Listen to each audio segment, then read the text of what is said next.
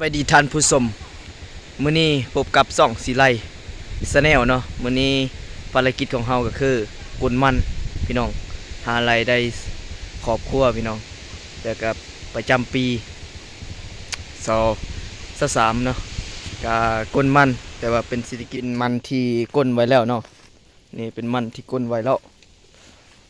ก็ประมาณ4-5 สอบประมาณนี้แหละพี่น้องโดนเบิร์นเปลือยไหนเปลือยไหนเดือเปลือยการเหลือที่รักแหวกตัดแล้วก็ใส่ซอบพี่น้องออกเยอะบอกถูกตัวแบบอะไรอย่าง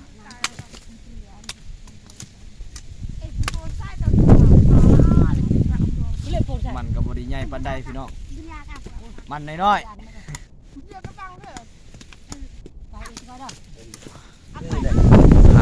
ใส่กับดักคนมันเด้แล้วก็ได้อาหารหนูพี่น้อง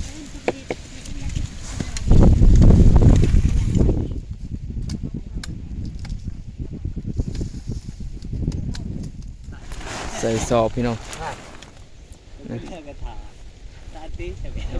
ที่ตัดไว้แล้วแล้วก็ใส่กระสอบ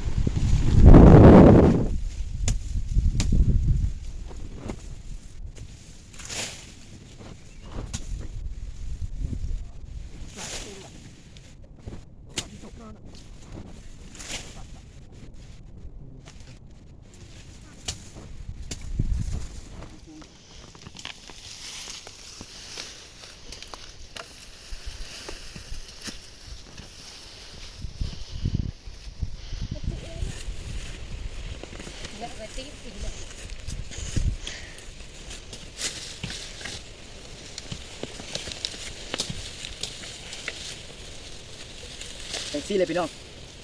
อยู่บ้านนอกบ้านนาต้องหาเงินหาข้ามกับจังซี่เลยพี่น้องอยู่ในเมืองก็ต่างกันเนาะแบบคุณมั่นมื้อนี้เมื่อยหลายกินละมากินข้าวพี่น้องกินข้าวมักช่วยแห่เนาะกับนูคืออะไรแซ่บพี่น้องกินอยู่ป้านี่แหละอยู่ไฮอยู่นาว้าวอยากเลย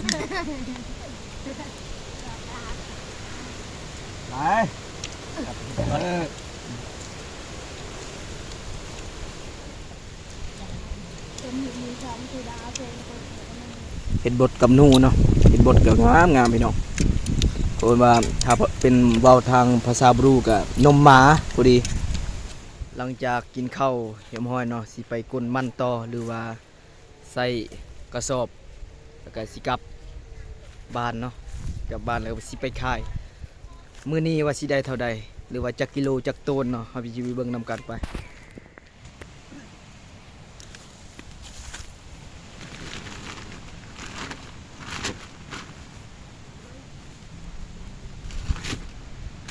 นี่มันพี่น้องกับบริใหญ่ปานใด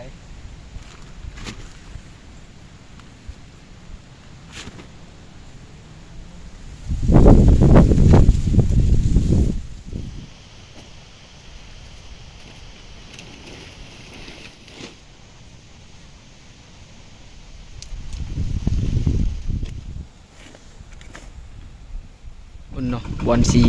ขายพุ่น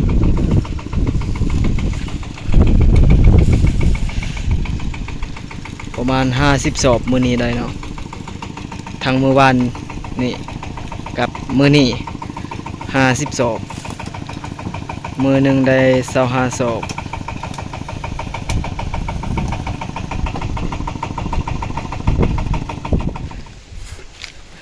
กำลังเมียนใส่รถไถเนาะ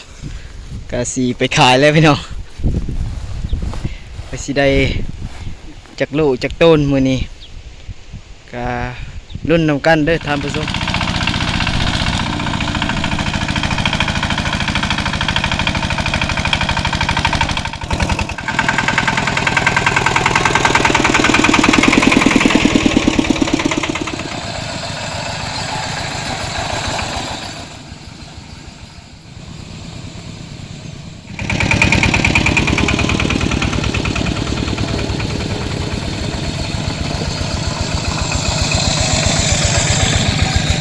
มาณนี้เนาะ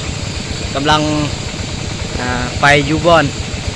ที่เขานัดไว้บอนสิคายเนาะพี่น้องตอนคายมันต้นก็บ่ได้ถ่ายพี่น้องคา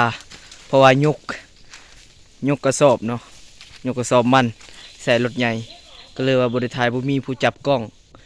สำหรับคลิปนี้ก็สิจบเพียงเท่านี้เนาะแล้วก็ฝากพี่น้องกดไลค์กดแชร์กด Subscribe ฝากติดตามเฮาเป็นน้องใหม่